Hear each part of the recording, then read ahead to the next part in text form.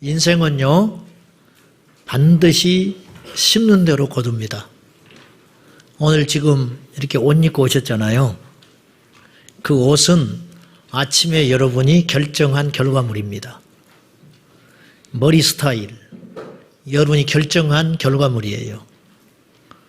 남이 볼 때는 거지같이 보여도 나름대로 여러분이 아침에 일어나서 부산 떨고 모양을 내고 오신 거예요. 누드 색깔, 여러분이 결정한 색으로 그대로 나온 거예요. 이건 아주 작은 이야기입니다. 죄도 마찬가지입니다. 죄를 심으면 사망을 거둡니다. 하나님의 의를 심으면 상급을 거둡니다. 죄는요, 반드시 드러납니다. 때때로 자기 사는 인생 동안 안 드러날 수 있습니다. 그런데 하나님 앞에 가면 반드시 드러납니다. 어떤 과속 운전을 한 운전수가 경찰 단속에게 걸렸습니다. 과속했습니다. 그랬더니 아이고 미안합니다. 제가 술을 한잔 하는 바람에 나도 모르게 과속을 했습니다. 이렇게 한 거예요. 음주운전 추가합니다. 옆에 있던 부인이 이렇게 하겠어요. 한 분만 용서해 주세요. 우리 신랑은 무면허라 술을 먹지 않으면 운전을 못해요. 이렇게 한 거예요. 당장 내리라고. 응? 무면허로 운전을 하고 다니다니. 뒤에 있던 장모님이 이렇게 하겠어요. 그봐 차를 훔쳐가지고 타고 오니까 금세 차가 걸려들었잖아. 응? 그래서 구속됐다는 거예요. 뭐 실제로 그랬겠어요? 이야기죠. 결국은 과속하다가 들킨 차인데, 잡힌 차인데 죄가 다 드러나게 돼 있는 거예요. 결국은 드러나요. 그분이 그 자리에서 그런 이야기 안 했다고 해서 안 드러날까요? 반드시 드러나게 돼 있다. 우리 인생도 마찬가지입니다. 죄는요, 드러날 뿐만 아니라요, 죄는 누구든 봐주질 않아요. 자, 나라마다 경계가 있습니다. 그렇잖아요? 경계가 있어. 전쟁도 쉴 때가 있습니다. 우리나라가 지금 전쟁 쉬고 있는 거 아닙니까? 휴전. 잠깐 쉬자 그 말이에요. 그런데 죄는요, 우리를 그냥 두질 않아요. 많이 배웠다고 죄가 피해갑니까? 착하다고 피해갑니까? 우리는 절대 우리의 의로 구원 못 받습니다. 어떤 사람이 예수님을 만나기에 참 까다로운 조건을 갖고 있냐면 성품이 착한 사람입니다. 의외로 그런 사람들이 주님을 뜨겁게 만나지를 못해요. 그 이유가 뭘까? 자기 의의가 있기 때문에 그래요. 교회를 나와도 그래도 나는 이 사람들보다는 좀 낫다 이거예요. 내 살아온 생애가 울고 기도하는 사람을 보면 이해를 못해요. 저 무슨 죄가 많아 저렇게 울지? 그래서 바리새인이 되는 거예요. 나는 저 세리와 같지 아니함을 감사합니다. 나는 저 세리처럼 음란하지도 않았고 남의 것을 포악질해서 뺏지도 않았습니다. 주님, 나의 기도를 들어주십시오. 근데 가장 더럽고 악한 존재가 그 바리새인이라는 거예요. 죄는 넘지 못할 경계가 없고 죄는 무서워하는 사람이 없다니까요.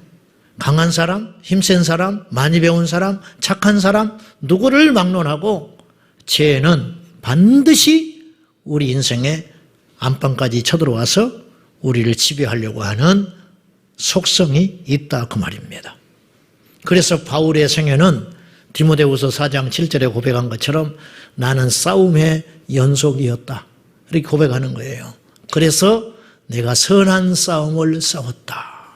이 말은 자기 인생을 악에서 지키기 위하여 몸부림치는 선과 악 사이에서 날마다 근데 한 번만 넘어지면 이게 치명적인 결과로 자기의 존재를 무너뜨릴 수 있는 겁니다. 그렇기 때문에 바울은 내가 선한 싸움을 싸우고 나의 달려갈 길을 마치고 믿음을 지켰으니 이 세 고백을 하는 거예요. 날마다 우리가 천국 문고리를 잡아도 죄는 우리 뒤에 와서 붙어 있어요. 천국 문을 열고 들어가서 문을 닫는 순간까지 밤이든 낮이든 심지어는 꿈속에서도 죄를 짓는다니까요. 우리가 경험하지 않습니까? 나는 쉬는데 죄는 쉬지 않고 꿈에서 나타나서 나를 넘어뜨리고 내 마음에 죄를 짓게 만들도록 한다고 말이에요. 제 이야기 했잖아요. 부끄러운 이야기. 전도사 한다고 가방 메고 전철 올라가는데 현금 출력기가 있었다니까, 전철역에. 거기를 지나갈 때마다 내 안에 드는 생각은 저기 안에 돈이 얼마나 있을까? 내 마음속에 어떤 상상을 했냐면 전기톱으로 저걸 잘라가지고 저 안에 있는 돈을 훔쳐내는 상상을 계속 했다니까요. 그게 인간입니다. 근데 그렇다고 우리가 어쩔 수 없다 그렇게 살아가는 건 너무 비겁한 일이죠. 오늘 본문에서도 우리가 알다시피 죄는 엄청나고도 심각한 후유증을 남기고 정리가 돼야 됩니다. 그것이 죄가 가진 특성입니다. 오늘 모세의 중보기도로 우리가 지난주에 봤다시피 이스라엘은 겨우 멸망을 면하게 됩니다. 하나님이 얼마나 실망하셨는지 이스라엘 백성들을 그렇게 아끼고 사랑하는 존재였음에도 불구하고 이스라엘 백성들을 다 정리해버리려고 했어요. 그리고 모세를 통하여 새 민족을 세우려고 했습니다. 그런데 모세는 자기의 영원한 생명을 거는 배수진의 기도를 통하여 이스라엘의 멸망은 막았습니다. 그러나 죄를 덮고 갈 수는 없는 일입니다.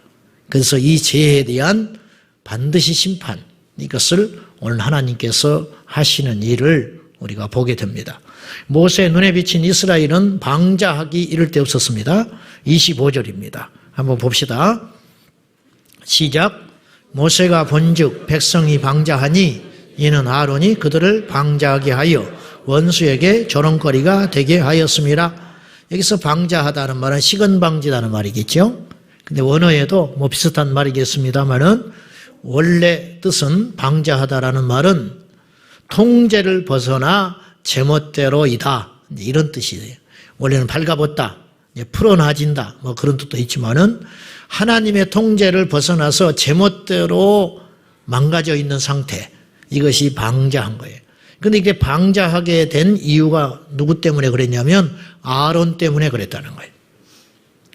백성들은 무지해서 그렇다 치더라도 아론은 중심을 잡고 중요한 역할을 해줬어야 되는데 모세가 없는 사이에 아론이 그 역할을 못한 것이다 그 말이죠. 오늘 우리가 볼 때 이 세상에서 아론과 같이 죄에 대하여 우유부단한 경우들이 대단히 많습니다. 교회 안에도 마찬가지입니다. 아론과 같은 사역자, 엘리 제사장이 생각이 나는 거예요. 엘리 제사장은 자기 자식들이 제사장이었는데 입에 담을 수 없는 짓을 제사장들이 합니다. 오늘과 옛날이나 똑같은 거예요. 그들은 회막에서 일하는 여인들을 겁탈했고 여호와께 드리는 제물을 하나님께 제사 드린 다음에 나머지 부산물이 결국은 제사장의 몫인데 그새를 못 참고 더 귀한 거, 신선한 거 얻고 싶어서 하나님께 드리는 제물을 미리 강탈한 있을 수 없는 죄를 진 거예요. 누가 그렇게 죄를 졌느냐? 이방 사람들이 그렇게 진다면 하나님 몰라서 그럴 수도 있다 이거지요. 근데 날마다 제사를 집례하는 제사장이 그 안에 하나님이 없으니까 이렇게 망가진다니까요. 그들은 직업으로 기도했을 거예요. 그들은 직업으로 제사를 집례했을 거예요. 두려워요, 저는. 얼마든지 우리가 그럴 수 있어요. 하나님을 믿지 않는 상태에서 목회할 수 있고 하나님 믿지 않는 상태에서 교회에 와서 봉사할 수 있고 하나님 믿지 않는 상태에서 얼마든지 종교생활 할 수 있다. 이 중에도 있어요. 이 중에도 있다고. 하나님만 아실 일이지만 속히 돌이키시기 바랍니다. 속히 돌이키셔야 돼요. 아멘입니까? 그때 엘리가 평판이 자기 자식들이 나빠지니까 이런 폐악질을 하고 다니니 백성들이 좋게 생각하겠습니까? 근데 엘리는 그릇된 사랑으로 자기 자식들을 훈계하고 맙니다. 그래서 결과적으로 엘리도 죽고 자기 자식도 죽고 가문이 쑥대밭이 돼버리는 참혹한 결과가 오게 되었다. 이런 말입니다. 주기철 목사님의 일화를 아시나요? 주기철 목사님은 일사가고 신앙으로 순교하셨는데 순교하시기 전에 아시는 대로 평양 산정형교회에서 목회를 하셨습니다. 그때 목회하실 때 있었던 일화인데 그 교회의 장로님 중에 민족의 지도자 조만식 장로님이 그 교회 장로님이셨습니다. 조 장로님은 오산학교 교장이셨고 그때 당시 주기철 목사님이 학생으로 다녔습니다. 그러니까 사제지간. 그리고 마산 문창교회에서 목회하실 때 친히 가서 주기철 목사님을 산정형교회로 모셔오는데 결정적인 역할을 했던 분이 조 장로님이셨습니다. 그러던 어느 날 예배를 드리고 설교하는데 조 장로님이 예배 시간에 늦게 조심히 문을 열고 들어오셨습니다. 얼마나 바빴겠어요. 독립운동을 하셨는데. 그래서 우리 교회도 예배 때 늦게 오는 분은 제가 독립운동하는 걸로 이해합니다. 얼마나 중요한 일이 있었을까? 아마 우주를 구하고 오실 것이다. 우주를 구하고 왔을 거다. 내가 그렇게 생각하는데 그때 주기철 목사님이 두 눈을 부릅뜨고 이렇게 소리를 질렀습니다. 장로님이 예배를 늦습니까?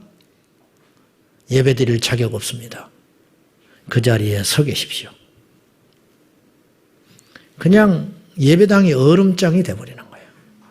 뒷감당을 어떻게 하려고. 그 장로님이 얼마나 훌륭하신지 그 추운 날씨에 신발을 손에 들고 뒤에 고개를 숙이고 울면서 예배 끝날 때까지 서 계셨어요. 여러분, 이 교회가 사탄이 건드리겠습니까? 오늘날 흉내도 못 낼 일이에요. 불면 날아갈까? 건드리면 깨질까? 그냥 벌벌벌 떨고 있어요. 사역자들이. 저는요. 배짱이 아닙니다. 저는 목회 스타일이 아니고요. 저는 심지가 약한 사람이에요. 사실은. 심지가 약하고 나약한 사람인데 저는 그렇게 목회하고 싶지 않습니다. 여러분, 저희 교회는 큰 교회를 꿈꾸지 않습니다. 저희 교회는 순도 100%의 교회를 꿈꿉니다. 그러므로 여러분도 믿음 생활을 잘 하십시오. 사람에 치우치지 말고 사람 비유 맞힐 것도 없고 사람한테 인정받을 것도 없고 그럴 필요 없습니다. 여러분의 영혼은 여러분과 하나님 사이에서 잘 정리하셔야 됩니다. 오늘 일부의 젊은 형제가 전도를 받아서 교회를 나왔어요. 어릴 때 다니고 처음 왔어요. 제가 그 형제에게 이렇게 이야기했습니다. 전도해온 집사님이 할 몫은 끝났다. 여기 데려오므로 우리 집사님은 할 일 다 했다. 나 역시도 여기까지다. 이제 당신 형제가 결정해라. 하나님을 믿을 것인지 앞으로 어떻게 인생을 살 것인지 그런 한 가지는 분명히 알아라. 교회는 세상에서 보는 것과 같이 그런 시시한 곳은 아니다. 반드시 교회를 나와서 예수를 믿어야 되는데 그 결정을 당신이 해라. 등록을 할래 안 할래? 그랬더니 하겠다고 그러더라고. 그래서 내가 재차 물었어요. 등록한다는 게 뭘 의미하는지 아냐? 빠지면 안 돼. 이제는. 자신 없으면 하지 마. 그때 또 등록한대 기어이. 첫 단추를 너무 잘못 끼우고 있어요. 신앙은 그렇게 가벼운 것이 아니에요. 자, 죄에 대한 이야기를 다시 한번 하겠습니다. 죄는 아무리 정리가 되어도 깊은 상처를 개인과 가족과 공동체에 남겨주고 떠납니다. 그가 가진 사회적 위치와 영향력에 따라서 그 파괴력은 상상을 초월합니다. 한 나라의 지도자가 죄를 지면 그 나라가 쑥대밭이 되어버립니다. 교회의 목회자가 잘났든 못났든 교회가 크든 작든 목회자가 문제를 일으키면 그 교회는 어떻게 될지 모릅니다. 흑암의 세력이 확 지배해버립니다. 우리가 이런 이야기들을 숱하게 듣고 있는데 우리는 예외일 거라고 생각을 해요. 그렇지 않습니다. 오늘 우리가 그런 사람 아무도 없지만 의롭게 여기까지 살아왔다 할지라도 앞으로의 우리의 미래가 의롭게 산다고 보장할 수 없습니다. 한 번이라도 틈이 벌어지면, 한 번이라도 넘어지면 그 죄는 우리를 집어삼키려고 우는 사자처럼 덤벼들 것입니다. 그러므로 죄는 미리 막는 것이 상책입니다. 죄에 대한 유비무한. 가인에게 주님께서 경고합니다. 가인의 마음을 꿰뚫고 있었거든요. 가인이 자기 동생 아벨을 죽이려는 마음으로 가득 차 있었습니다. 그때 주님이 경고합니다. 죄가 너를 원하지만 너는 죄를 다스릴지니라. 이게 이제 현대어 성경으로 표현을 해보면 세번역 성경에 이렇게 표현했어요. 죄가 너를 지배하려고 한다. 너는 그 죄를 잘 다스려야 한다. 그렇게 경고했습니다. 경고했음에도 불구하고 가인은 하나님의 경고를 무시하고 죄짓게 됩니다. 그로 인하여 참혹한 결과를 맞이하게 되는 것이지요. 우리가 어떤 죄를 지어도, 자, 분명히 우리하고 정리하고 합시다. 우리가 어떤 악하고 흉악한 죄를 졌다 할지라도 주님의 사랑과 용서의 크기는 그 모든 허물을 다 덮을 수 있습니다. 당연하지요. 주님이 용서하지 못할 죄는 없다니까요. 문제는 용서는 받지만 그 죄에 대한 후유증은 고스란히 내 인생을 살면서 치러야 할 대가다 그 말입니다. 어떤 분이 음주운전을 해서 사고가 나서 다리 하나가 잘렸습니다. 고통은 없어졌어요. 그렇죠. 다 났으니까 오랜 시간 동안.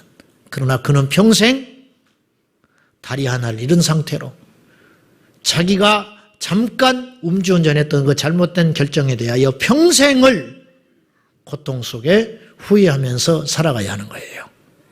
탕자가 아버지의 재산을 탕진해버리고 밖에서 가문의 명예에 먹칠을 해버리고 돌아왔습니다. 아버지는 맨발로 찾아가서 그 아들을 용서해 주셨지요. 자, 성경에는 이걸로 끝나요. 근데 우리가 조금 더 상상을 해볼 필요가 있습니다. 집에 돌아온 탕자의 삶은 어떠했을까? 그 형과의 관계는 어떠했을까? 형은 용서하지 못했죠. 형은 이해하지 못했죠. 탕자는요, 자기의 죄값을 그 집에서 살면서 그대로 죽을 때까지 견뎌내야 해요. 밥이 있었지요. 귀한 옷이 있었지요. 아들의 신분은 회복됐지요. 그러나 그는 종들의 수군거림을 못 들은 척하고 지나가야 했어요. 동네에 나갔을 때 사람들이 조롱하고 수군거리는 소리를 그는 외면한 채 살아야 했습니다. 그의 형의 불편한 눈초리를 탕자는 평생 견디면서 살아야 했습니다. 밥을 먹어도 먹은 것이 아닙니다. 아들의 신분은 회복됐지만 그의 죄값은 평생 그의 생애를 따라다니는 것입니다. 다윗이 그랬습니다. 다윗은 하나님께 완전히 용서받았지요. 용서받았지만 그의 생애는 죄로 인한 고통으로 마치게 됩니다. 그는 백주대낮에 나단 선지자를 통하여 네가 은밀히 죄를 행하였지만 너는 백주대낮에 네 처들이 강간당하게 될 것이다. 그의 아들에 의해서 그의 첩들이 옥상에서 강간당하는 치욕을 맛봐야 했고 그의 아들에 의해서 쫓겨나야 하는 죄값을 치러야 했습니다. 이게 바로 죄의 무서움이다 그 말입니다. 오늘 이 자리에 오신 저나 여러분이나 지나간 과거를 다시 쓸 수는 없습니다. 그러나 이제부터가 중요합니다. 죄의 목전에 서 있는 여러분, 죄에 넘어지지 마십시오. 죄의 근처에 가지 마십시오. 나는 자신 있다. 나는 예외다. 나는 기도했으니까. 나는 하나님 사랑하니까. 하나님이 나를 지켜주시니까. 그러한 순진한 소리 하지 말고 악은 모양이라도 버리라. 성경의 경고를 듣기를 바랍니다.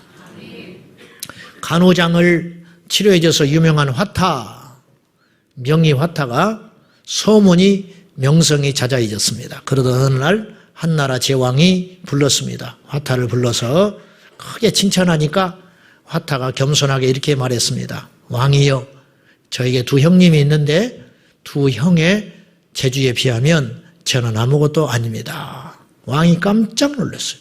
근데 왜 소문이 나지 않았는가? 제 위의 형님은요, 병을 초기에 진압해버립니다. 아무리 중한 병도 초기에 진압을 해버리기 때문에 사람들이 자기가 그렇게 큰 병 걸릴 줄 모르고 가벼이 여기기 때문에 우리 형의 소문이 나지 않습니다. 아, 대단하구나. 근데요, 왕이요, 우리 첫째 형님은 그보다 더 탁월한 의술이 있습니다. 어느 정도인가? 우리 큰 형님은 사람을 보면 이 사람이 앞으로 무슨 병이 걸릴 줄을 미리 예측을 합니다. 그래서 미리 손을 써버리기 때문에 우리 형의 재주는 숨겨져 있는데 저는 부끄럽게도 그런 재주가 없어서 사람의 병이 중해지면 그때서야 치료를 좀 했더니 중한 병에서 고침받은 사람이 제 소문을 냈나 봅니다. 이렇게 이야기했다는 거예요. 진짜 실력자는 큰 형이었다는 거예요. 진짜 지혜로운 자는 죄를 짓고 회개하고 돌아오는 자가 아니고 죄를 멀리하는 자입니다. 우리가 하나님께 회개하고 은혜 받고 야, 저 사람이 옛날에 그런 죄인이었는데 예수님 믿고 저렇게 변했대. 우리가 큰 은혜를 받습니다. 그래서 우리가 옛날에 이 찬송 많이 불렀잖아요. 세상에서 방황할 때 나 주님을 몰랐네. 그리고 막 울었잖아요. 근데 그 믿음이 참 큰 믿음입니다. 근데 그보다 더 큰 믿음이 있습니다. 그게 무엇이냐? 죄를 떠난 인생. 죄를 미리 막는 인생. 그 인생은 훨씬 지혜롭고 더 큰 믿음의 소유자라. 그렇게 볼 수 있습니다. 혹시 여기에 가인처럼 여러분의 마음속에 죄의 소욕이 들어온 분이 있다면 예수의 이름으로 멀리 하시기를 축복합니다. 이길 수 없거든 금식을 하십시오. 이길 수 없거든 하나님께 나와서 통곡을 하며 매달리십시오. 그 대가를 치르는 것이 죄를 짓고 나서 치르는 대가보다 수만 배 옳고 지혜롭습니다. 우리가 만약에 어쩔 수 없이 우리가 인간이 죄인이기 때문에 죄를 지었다면 그리고 죄를 지은 것이 기억이 난다면 즉시 회개하고 정리해야 됩니다. 저는 두렵습니다. 여러분이 보는 죄가 아니에요. 죄가 있을 거 아니에요. 하나님 앞에 가서 심판받을 것이 저는 두렵습니다. 그래서 제가 과거에 지었던 크고 작은 죄악들이 떠오르면 저는 즉시로 하나님께 고백해 버립니다. 주여 용서해 주십시오. 자기의 죄를 숨기는 자는 형통치 못하나 자기의 죄를 토설하는 자는 고백하는 자는 불쌍히 여김을 받으리라 하셨기 때문에 이 땅에서 저는 다 기억나는 대로 죄를 다 정리하고 싶습니다. 주님 용서해 주십시오. 주님 내 안에 또 이런 마음이 들어옵니다. 용서해 주십시오. 그렇지 않으면 더러운 영혼을 가지고 구원은 받지요. 예수의 피로 구원은 받는다니까요.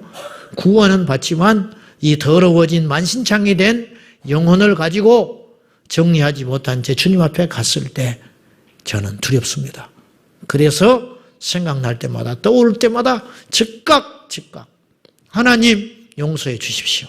하나님 아시지요? 제가 주님 앞에 가서 부끄러움 당하기는 정말 싫습니다. 제 체면 좀 살려주십시오. 그래서 저는 죄를 즉각 떠오르는 대로 하나님께 회개하려고 합니다. 회개는요, 단순히 감정적으로 후회하거나 결단하는 정도가 아님을 기억하셔야 됩니다. 진짜 회개란 토마스 왓슨이라는 영국의 청교도 운동의 지도자가 있었는데 이분은 회개는 다음에 6가지 요소를 반드시 갖추어야 한다고 이야기했습니다. 첫째는 죄를 발견해야 된다. 내가 이것이 죄이구나. 두 번째, 죄에 대하여 깊이 슬퍼하고 절망해야 된다. 세 번째, 죄를 하나님께 고백해야 된다. 네 번째, 죄에 대하여 부끄러움을 느껴야 한다. 다섯 번째, 죄를 미워해야 되며 마지막 그 죄에서 돌이켜야 한다. 이상 6가지 중에 한 가지라도 미흡하면 이 사람의 회개는 완전할 수 없다. 그렇게 이야기했어요. 중세 성인 바실리우스가 하루는 길을 가는데 하나님이 갑자기 영안을 열어주셨어요. 그래서 그 사람의 상황에 대해서 딱 보여주시는 거예요. 근데 길을 가다가 어떤 사람을 만났는데 그 사람은 깨진 독에다가 계속 물을 붓고 있는 그림을 보여주시더라는 거예요. 주님, 이게 뭐지요? 저 사람의 인생이 왜 깨진 독에 자꾸만 물을 붓고 있습니까? 그랬더니 주님이 깨닫게 해주셨어요. 저 인생은 깨진 독에 물 붓는 것처럼 쓸데없는 인생을 살고 있다. 무슨 뜻입니까? 그랬더니 저 사람은 마음에 굳은 결심이 없어서 착한 일을 한 가지 하고 돌아서서 또 죄를 짓는다. 그리고 후회하고 또 착한 일을 한다. 근데 또다시 죄를 짓는다. 이것이 반복되기 때문에 그의 인생은 밑 빠진 독에 물 붓는 것처럼 수고하고 쓸모없는 허비하는 인생을 살고 있다. 그렇게 이야기하고 있는 거예요. 여러분, 열심히 산다고 여러분 부자 되지 않습니다. 착각하지 마세요. 밑 빠진 독에 물 붓기 되는 겁니다. 반드시 여호와께로 돌이킨 다음에 우리의 죄를 완전히 기억나는 한, 내가 아는 한 최대한 정리하고, 그리고 깨닫지 못하겠거든 하나님께 기도하여 하나님께 죄를 깨닫도록 기도한 다음에 그 죄가 떠오르고 그것이 죄로 여겨지거든 반드시 그것에 대한 깨끗한 정리가 있어야 한다는 거예요. 그 다음에 하나님께 예배해라. 그 다음에 성경 봐야 돼요. 그 다음에 기도해야 돼요. 이것이 순서예요. 그렇지 않으면 열심히 살아도 형통치 않습니다. 노력하여도 일한 만큼 소득이 없습니다. 이것은 성경의 망고의 진리라는 걸 꼭 깨닫고 우리가 하나님 앞에 깨진 독에 물 붓는 어리석은 미련한 인생 살지 말고 예수의 이름으로 정결케 된 후에 하나님 앞에 나아가야 하겠습니다. 지혜로운 사람은 잘못을 저지르고 곧 회개하고 돌이켜서 같은 잘못을 되풀이하지 않는 인생입니다. 그러나 미련한 인생은 잘못을 회개하지 않고 계속 반복하여 저지릅니다. 이런 인생을 일컬어서 개가 먹은 것을 토했다가 나중에 다시 그것을 먹듯 하는 미련한 반복되는 인생이라. 그렇게 성경은 표현합니다. 잠언서 26장 11절 말씀입니다. 자, 시작. 개가 그 토한 것을 덜어 먹는 것 같이 미련한 자는 그 미련한 것을 거듭 행하느니라. 어렵다고만 생각하지 마세요. 그 마귀에게 속는 거예요. 자, 정리하십시오. 무엇을? 죄된 삶을 정리하십시오. 오늘날 인터넷에 들어가 보면 일부러 찾지 않으면 거룩이나 성경이라는 단어를 신문이든 인터넷에서 볼 수 없습니다. 올 연말에 성소수자, 트랜스젠더라는 말이 국어사전에 정식으로 올라갈 예정이라고 하잖아요. 성소수자라는 말은 원래 없던 말이에요. 근데 이제 부끄러운 말들이 국어사전에 등재되잖아요. 왜냐? 언어라는 것은 새로 생겨나고 소멸됩니다. 안 쓰면 소멸되는 거예요. 앞으로요, 거룩이라는 단어가 없어질지 몰라요. 왜냐? 안 쓰기 때문에. 요즘 10대 아이들한테 거룩이 뭐냐 물어보십시오. 뭐라고 말하는지. 성소수자에 대해서 아느냐고 물어보십시오. 동성애자지 그렇게 말하지. 그러나 거룩을 물어보라니까요. 답을 할 수 있는 아이들이 몇이나 있는지. 서울대 국문학과 다니는 아이들한테 물어보십시오. 청년들한테. 거룩이 무엇인지 아느냐고. 여러 가지 답이 나올 것입니다. 명쾌하지 않습니다. 거룩은 죄를 떠나서 하나님의 뜻대로 사는 것입니다. 이걸 몰라요. 심지어는 교회를 다니는 신앙인들도 거룩하지 않습니다. 목회자도 거룩하지 않습니다. 그렇기 때문에 죄가 교회에도 들어와 있는 거예요. 분명히 저게 죄인 줄 알면서도 말리지를 않습니다. 분명히 저 사람이 죄된 삶을 살고 있음에도 불구하고 교회에서 정리하지 않습니다. 그래서 교회에 부흥이 없습니다. 진짜 부흥은 뭐냐? 죄가 정리될 때 일어납니다. 진정한 부흥은 죄가 정리될 때 일어납니다. 진정한 부흥은 죄를 회개하고 여호와께 돌아올 때 시작되는 축복입니다. 자, 이 죄악을 정수할 자들이 있었습니다. 그것이 오늘 성경에는 26절에 여호와의 편에 서는 자라고 표현을 했습니다. 바로 우상 금송아지 아피스 신에게 경배하지 않았던 레위 사람들이 칼을 찼습니다. 그리고 여호와의 명령에 따라 모세의 명령을 받들어서 그들의 이게 얼마나 죄가 무서운지 보시라고요. 용서받았는데 피는 피할 수가 없는 거예요. 그래서 어떻게 하느냐? 네 친구를 죽이라. 네 친척을 죽이라. 네 이웃을 죽이라. 얼마나 무서운 이야기예요. 사랑의 하나님이 이럴 수 있어요? 그러나 하나님의 원리는 그렇다니까요. 사랑의 하나님이 지옥을 왜 만들었겠어요? 그러면 죄에는 분명한 심판이 따른다는 거죠.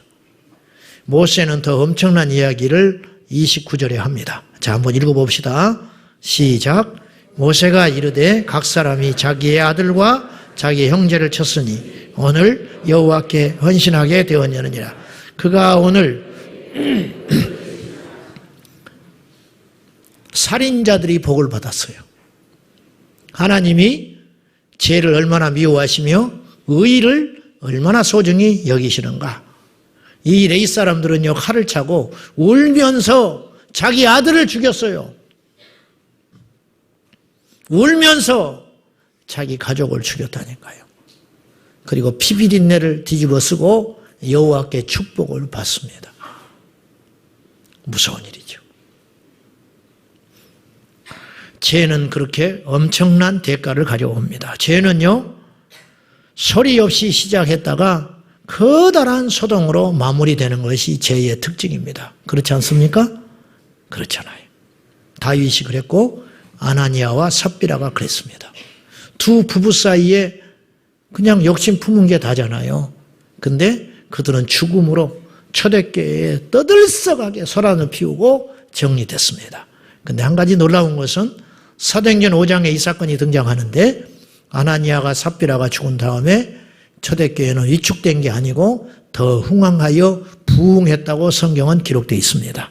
하나님의 원리가 그렇습니다. 자, 이들은 살인을 하고 복을 받았습니다. 오늘의 결론입니다. 사람들은 가난하는 거 굉장히 무서워합니다. 저도 무서워요. 그렇잖아요? 가난해지는 거 굉장히 두려워합니다. 실패하는 거 두려워합니다. 몸에 질병 생기는 거 대단히 두려워합니다. 그래서 건강검진하고 조금만 결과가 좋지 않으면 어찌할 줄 모르잖아요. 우리 인간의 본능이 그렇습니다. 그런데 아십니까? 그것은 겉에 드러난 것뿐이라는 거.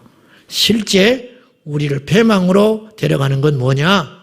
질병, 가난함, 실패, 무식함이 아니고 우리를 실제 패망으로 데려가는 것은 죄의 올시다.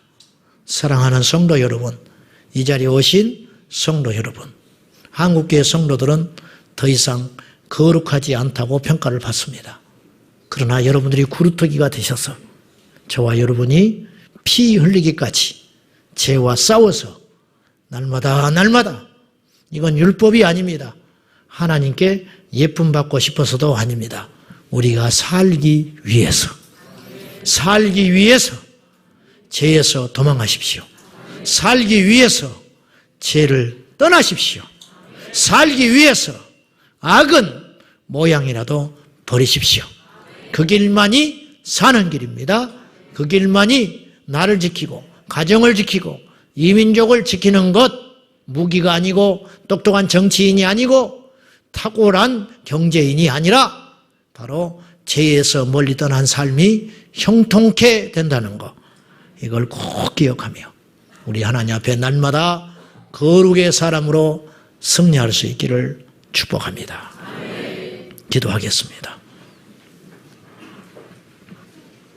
하나님 아버지, 오늘 모여서 예배하는 성도라 일컬음 받는 우리 중에도 거룩하지 않는 자들이 있습니다. 은밀한 죄 가운데 아직도 헤어나오지 못하는 이 땅의 그리스도인들이 헤아릴 수 없이 많습니다. 주여, 오늘을 기점으로 우리 제자방송교회 모든 성도들이 의의 길로 들어서게 하여 주옵소서. 옛 정리를 기억지 아니하시는 하나님, 새 일을 행하시는 하나님, 우리를 받아주시사 새롭게 일하여 주시옵소서. 우리 인생이 힘들고 고단하며 우리 인생이 고통 중에 있는 것은 곧 죄에 대한 결과입니다. 주여, 이제는 죄를 완전히 버리고 의의 길로 나아가게 하여 주옵소서. 예수님의 이름으로 기도하옵나이다. 아멘.